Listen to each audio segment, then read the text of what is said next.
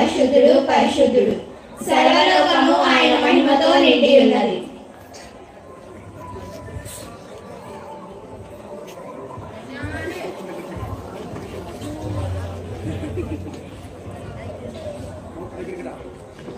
ఆహా, ఎంత అద్భుతంగా ఉంది పరలోకం.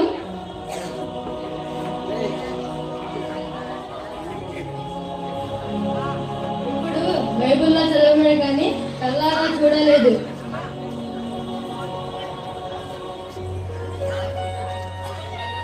ఈ రోజు చూసే అవకాశం దక్కింది.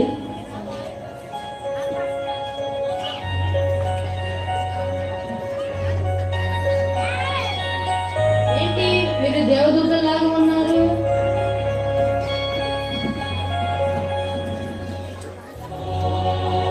ఇంతమంది దేవదూతలా, ఎంత అద్భుతంగా ఉంది.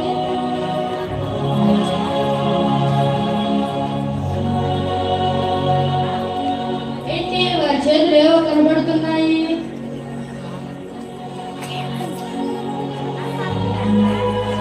ఊరల్లో ఉన్నాయేంటి? బూరలంటే హెచ్చరిక కదా. ప్రకటన గ్రంథంలో బూరల గురించి ఉన్నదని చదువుకున్నారు.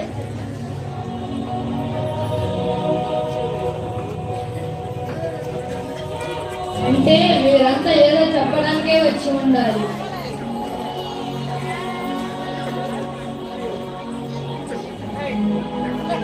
మీరంతా ఒక చోట ఎందుకు ఉన్నారు, ఏం చేస్తున్నారో కనుక్కుంటాను.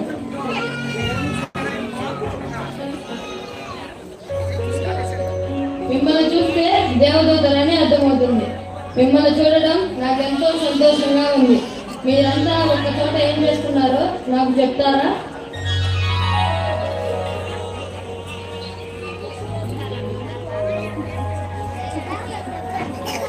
మేము ప్రకటన గ్రంథంలోని 7 దూతలం బూరలు ఊదడానికి వచ్చి ఉన్నాం.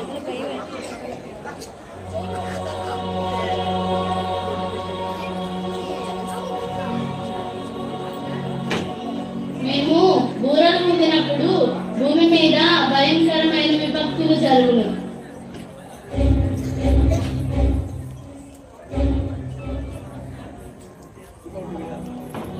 రెండవ రాకడ సమీపిస్తుందని, ప్రవచనాల యొక్క నెరవేర్పు భూమి మీద జరుగుతుందని సూచనలు చూడగలం.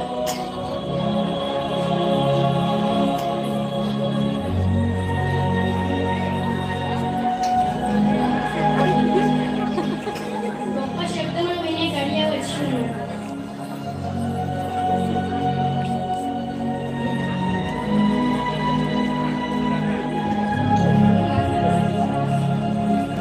రాజులకు రాజు, ప్రభువులకు ప్రభువు, జయము జయము.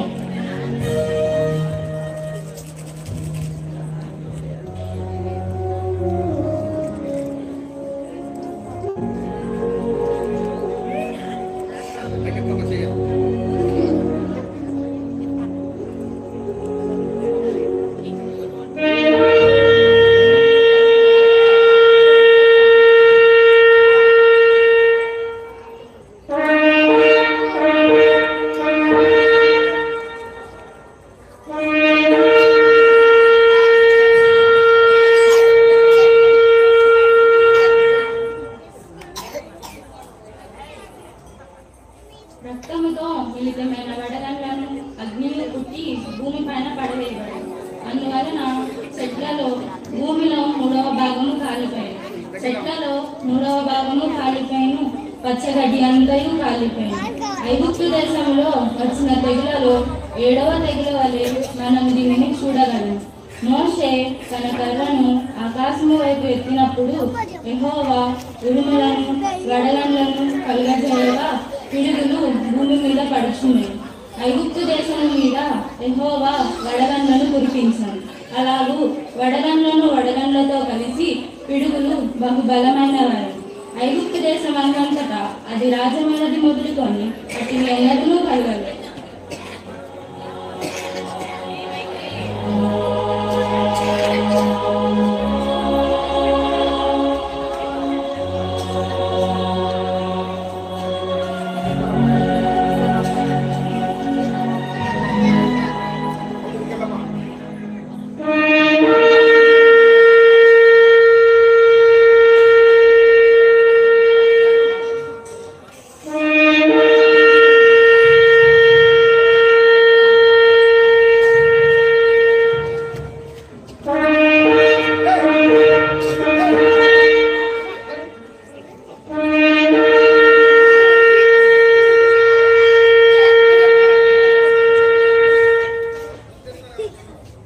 అగ్నిచే మండుచున్న పెద్ద కొండ వంటిది ఒకటి సముద్రంలో పడవేయబడింది.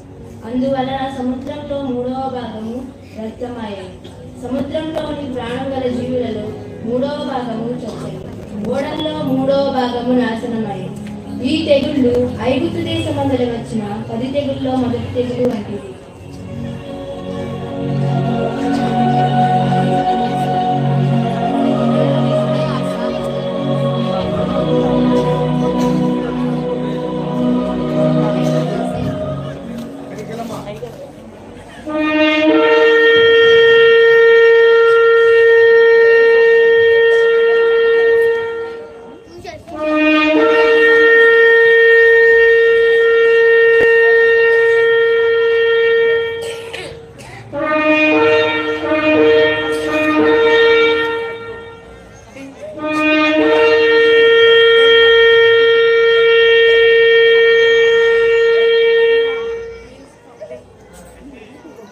దివిటి వలె మండుచున్న ఒక పెద్ద నక్షత్రము ఆకాశం నుండి రాలి నదుల 3వ భాగం మీదను నీటి బుగ్గల మీదను పడెను. ఆ నక్షత్రం నాకు మాచిపత్రి అని పేరు. అందువలన నీళ్ళలో 3వ భాగము మాచిపత్రి ఆయను. నీళ్లు చేదైపోయినందున మనుషులలో అనేకులు చచ్చిరి.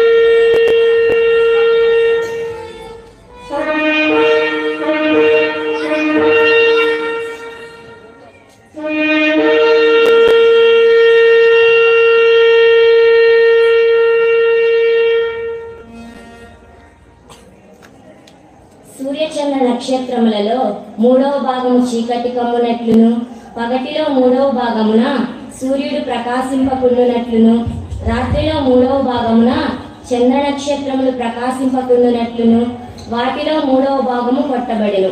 మరియు నేను చూడగా ఆకాశ మధ్యమున ఒక పక్షిరాజు ఎగురుచు బూరలు ఊదబోచున్న 3 దూతల బూరల శబ్దమును బట్టి భూనివాసులకు అయ్యో అయ్యో అయ్యో అని గొప్ప స్వరముతో చెప్పుట వింటిని.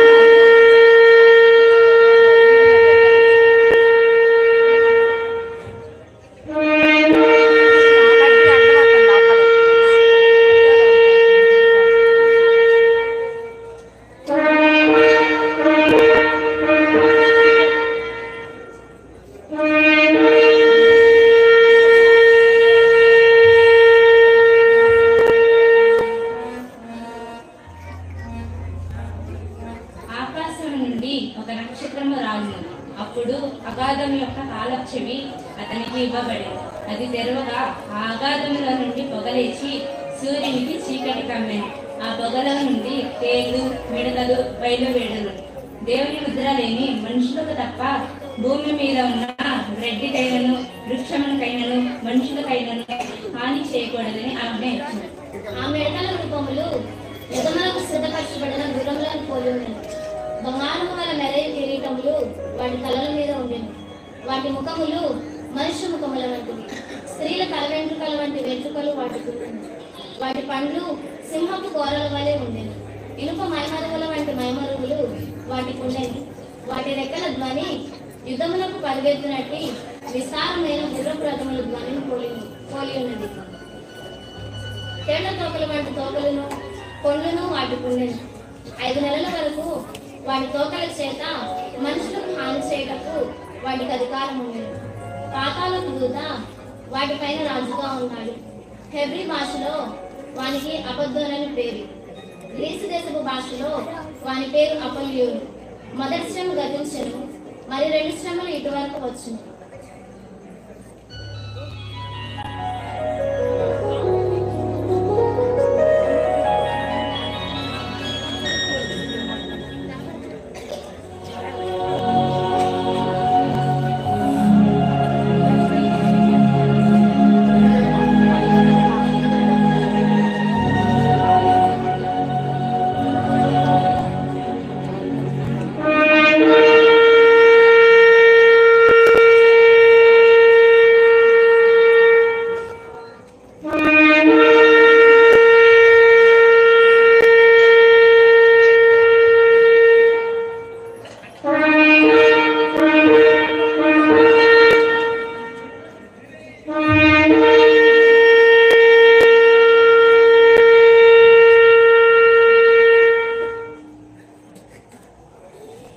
నేను దూరముగా దేవుని ఎదుట ఉన్న సువర్ణ బలిపీఠం యొక్క కొమ్ముల నుండి ఒక స్వరము, యూఫ్రటీస్ అను మహానది యొద్ద బంధింపబడి ఉన్న 4 దూతలను వదిలిపెట్టుము అని. ఆ సమయంలో ఆ గుర్రములను వాటి మీద కూర్చుని ఉన్న వారికి నిప్పువలే ఎరుపు వర్ణము, నీలవర్ణము, గంగల వర్ణము మైమరులుగా ఇవ్వబడిను. అప్పుడు మనుషుల్లో 3వ భాగము చంపబడిను. ఆ గుర్రముల యొక్క బలము వాటి నోళ్ళ ఎందును వాటి తోకల ఎందును ఉండును. దేవుడు తన దాసులకు ప్రవక్తలకు తెలిపిన సువార్త ప్రకారము దేవుని మర్మము సమాప్తమగును. అప్పుడు ఒక చిన్న పుస్తకము పరలోకములో తీయబడి విప్పుట, మేఘమును ధరించుకున్న ఆయన చెప్పుట నాకు వినబడింది. అందులో ప్రజలను గూర్చియు, జనములను గూర్చియు, ఆయా భాషలు మాట్లాడు వారిని గూర్చియు, అనేక మంది రాజులను గూర్చియు ప్రవచించుట గూర్చి అందులో వ్రాయబడి ఉన్నది.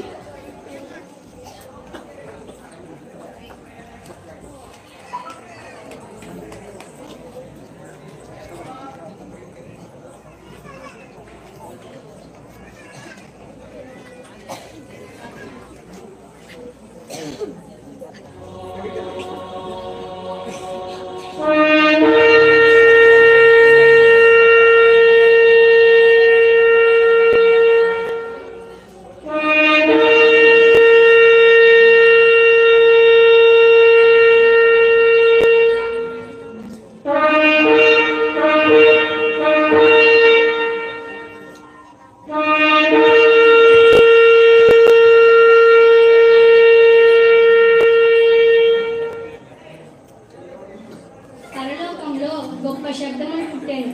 ఈ లోక రాజ్యము క్రీస్తు రాజ్యము ఆయన యుగయుగముల వరకు ఏలునని. అప్పుడు 24 పెద్దలు కలిసి దేవుడికి నమస్కారం చేసిరి. అప్పుడు మృతులలో తీర్పు పొందుటకును ఆయనకు భయపడు వారికి తగిన ఫలం ఇచ్చు. తరువాత ప్రభు మాట వినని వారిని నశింపచేయటకు సమయం వచ్చి ఉన్నది.